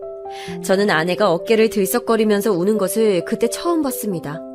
말없이 화장대 의자에 기대어 눈물을 쏟는 아내를 보자 저도 부하가 치밀어 오르더군요. 보자 하니까 정말 사람을 무시해도 정도가 있지 어떻게 친자매인데 이렇게까지 사람을 함부로 대할 수 있을까요? 거기다 또 한 가지 골프 라운딩 사건도 있었습니다. 처형들이 큰맘 먹고 데려가준다며 골프를 치러 가자고 장비도 다 주겠다면서 아내에게 바람을 잔뜩 불어넣어 놓고는 막상 당일에 남편 중요한 손님이 오기로 했다면서 취소를 해버리는 것이었어요. 아내는 자매들끼리 오랜만에 논다며 신나 있었는데 원래 처형들과 아내 그리고 큰언니의 남편, 형님 이렇게 4명이서 가기로 했는데 갑자기 큰형님이 자기가 데려올 중요한 고객이 있다면서 처제는 다음에 부르라고 했다는 겁니다. 그러면서 하는 말이 어차피 신문 배달하는 집구석에서 골프나 쳐봤겠냐고. 이런데 한번 왔다가는 다시는 못 올 건데 와봤자 뭐해. 그냥 집에 있으라고 해. 라고 했다더라고요. 처형들은 경악스럽게 그런 말들을 여과 없이 전하며 아내를 무시하더군요.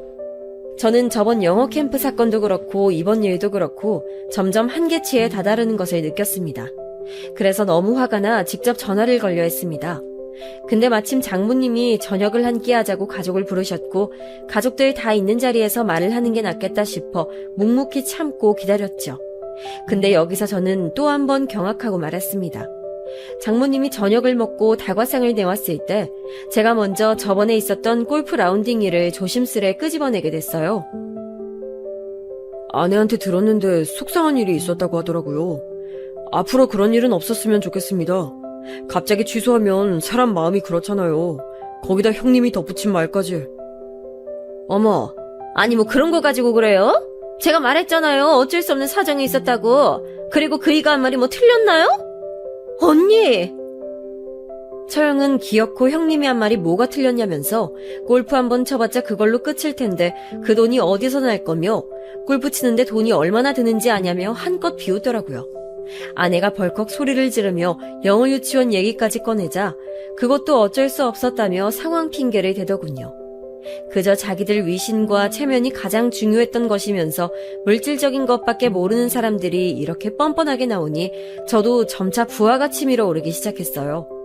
그런데 그때 조용히 얘기를 듣던 장모님께서 저 씀씀이가 다른 집안이니 이런 문제가 생기는 걸세. 자네가 이해해주게. 너도 속상해하지 말고. 아, 자네가 신문 배달 아르바이트 같은 거 하지 않도록 잘 먹고 잘 살았으면 이런 문제가 생기겠나? 솔직히 말해서 우리 딸이 이런 고생하는 것도 다 자네 때문인데. 영어 유치원이고 뭐고 원래 돈이 없으면 삶이 퍽퍽해지는 거야. 애 인생도 고단해지는 거고. 그러면서 장모님은 제가 능력이 없어 승진도 못하고 자기에게 했던 약속과 달리 잘 살고 있지 못하는 형편을 탁 꼬집으며 다 제 탓이라고 하더군요. 결국 마지막 화살은 제게로 돌아왔습니다. 내 능력 탓, 우리 집안 탓, 세상 탓. 이 집안의 모두가 저를 그렇게 무능력하고 돈도 없는 버러지로 바라보고 있었고 거지 취급을 하고 있었어요. 거기다 큰형님은 이렇게 말하더라고요. 자네가 사는 세상과 우리가 사는 세상이 다르니 그냥 이해하라면서요. 억울하면 성공해야 하지 않겠냐면서 껄껄 웃는데 정말 속이 역했어요. 아내는 울기 직전이었고 전 피가 나올 정도로 입술을 꾹 깨물었습니다. 그런데 작은 형님이 아니지, 성공은 무슨 다시 태어나야 가능하지. 어차피 이 배경이라는 게 내 능력만으론 한계가 있는 거거든. 배경이 뒷받침돼줘야 능력도 인정받을 수 있는 거야. 안 그래? 하며 마지막 쐐기를 박는데 이때 전 느꼈습니다. 이젠 참지 말고 제가 나서야 한다는 것을요. 이제껏 정체를 밝히지 않았던 제 소신을 한 번쯤 접고 아내의 자존심을 위해서 나서기로 했습니다. 그리고 역대급 복수극이 시작됐습니다. 제 주변의 국민학교부터 집안끼리 잘 아는 친한 친구 중에 공부를 잘해서 의대를 간 친구가 있었어요. 이 친구가 형편이 좀 힘들어서 아버지가 의대 학비도 지원해 주시고 그랬었죠. 고3 때 의대를 붙고 등록금이 없다고 저희 집에 놀러와서 하는 얘기를 아버지가 들으시고 당시 3년치 등록금을 한 번에 지원해 주신 적이 있었습니다. 나머지 등록금은 3년간 학교 열심히 다니며 아르바이트해서 스스로 마련해보라는 말과 함께요. 이 돈을 빌려주는 것이 아니고 투자를 하는 것이니 사회에 공헌하는 좋은 의사가 되라는 말씀을 하셨었죠. 그 후로 제 친구는 저희 부모님을 은인으로 모시며 저희 집 일이라면 언제든 발벗고 나서는 저의 최고 친한 친구가 됐습니다. 그렇게 의대를 졸업한 친구는 강남에 있는 유명한 피부과를 가더니 거기서 큰 돈을 벌고 자산가 아내를 만나 우리가 사는 지역에 큰 병원을 개원했어요. 저는 힘들게 살았던 친구가 형편이 좋아지는 것이 너무 기뻐 항상 친구를 격려해주고 안부를 전하여 지냈었죠. 그리고 마침 아내의 처형들이 잘하는 피부과를 찾는다고 해서 저는 아내에게 제 친구네 병원으로 가라고 했습니다. 아내가 의사 친구가 있는 걸 밝혀도 되냐고 놀라더군요. 그래서 저는 웃으며 아내에게 이번에 한번 제대로 그동안 무시당한 한을 풀고 오라고 했죠. 가서 사모님 대접받으며 실컷 뽐내고 오라고요. 저랑 그냥 어릴 때 친구라 잘 안다고 하면 될 거라고요. 그렇게 아내는 처형들과 피부과를 갔습니다. 어머, 얘 막내야. 여기 병원 예약이 지금 몇 달째 밀려서 난 전화해도 예약도 안 되던데? 너 어떻게 예약 잡았어? 그러게. 나도 여기 원장이 그렇게 잘한다고 소문만 들었지. 예약 성공한 적이 없어서 오늘 처음 와봐, 언니. 군뱅이도 그러는 재주가 있다더니 우리 막내도 가끔 쓸모가 있네? 아, 우리 신랑하고 여기 원장님이 좀 아는 분이셔.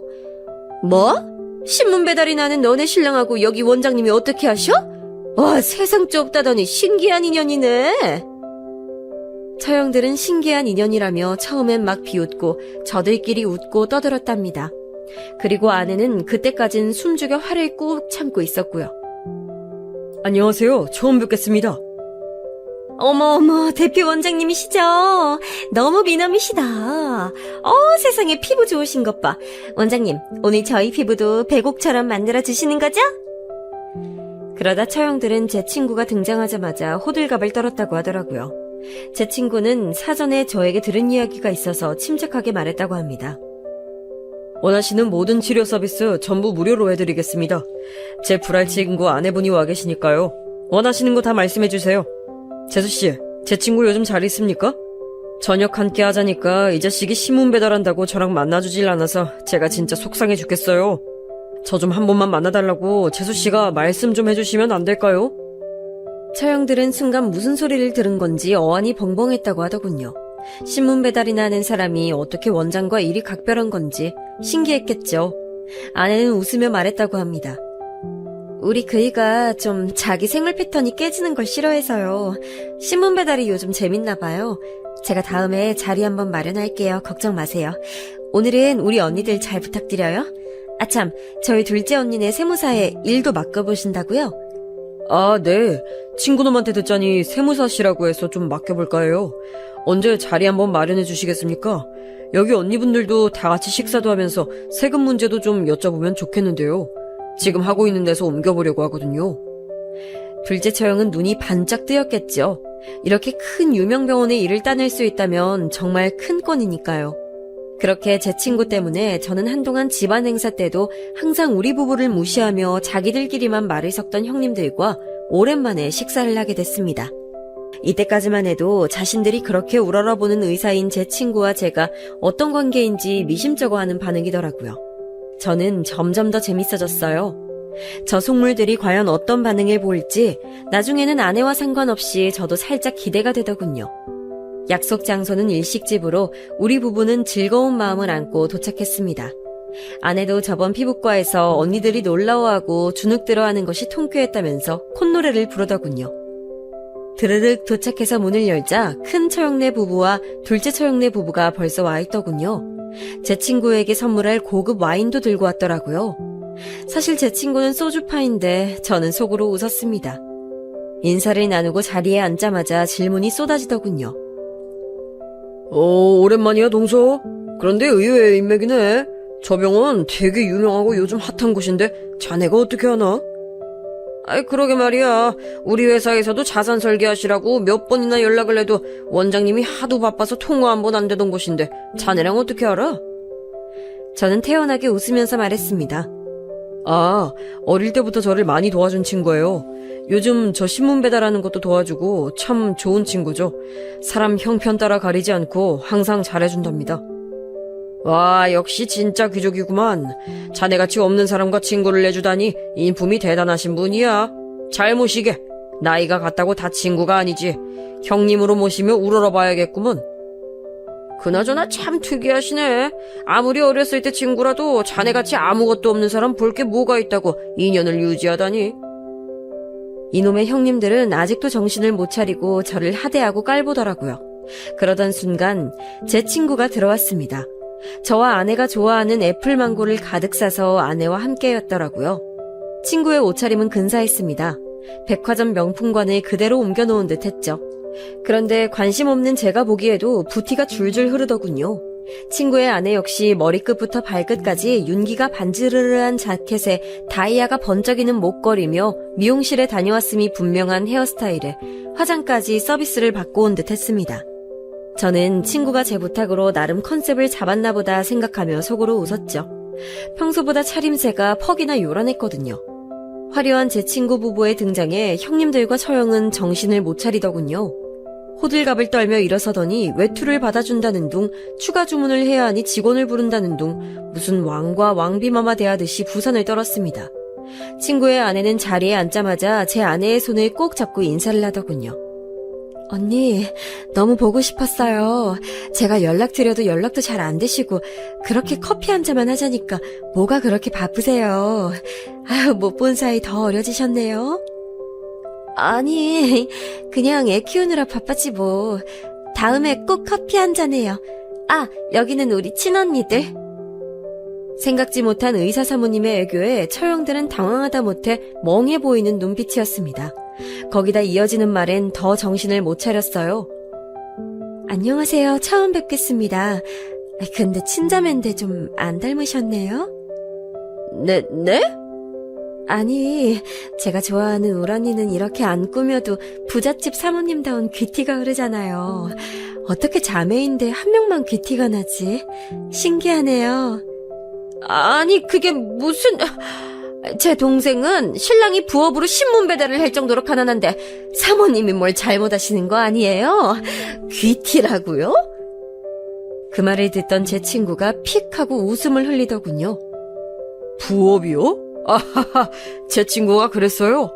먹고 살기 힘들어서 신문 배달을 부업으로 한다고요? 말을 마치고도 한참을 친구는 배를 잡고 웃는 것이었어요. 그러면서 제 어깨를 탁탁 치더군요.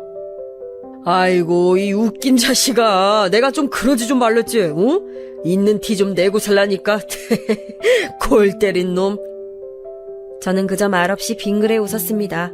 형님들과 처형들은 어리둥절해서 회를 먹다 말고 젓가락이 공중에 멈췄더고 제 친구는 진정한 뒤 간신히 말을 이어가더군요.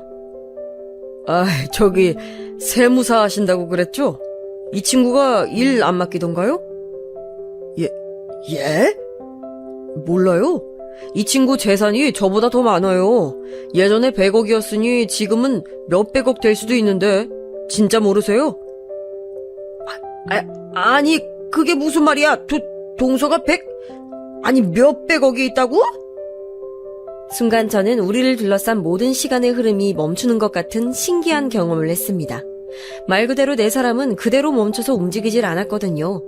제 친구는 그렇게 시원하게 제 정체를 까발려버리더군요. 얘네 아버지가 완전 부자였는데 그것도 몰랐냐. 지금 살고 계시는 그 원룸 건물 외에도 가지고 계시는 건물이 몇 채인 줄 아느냐.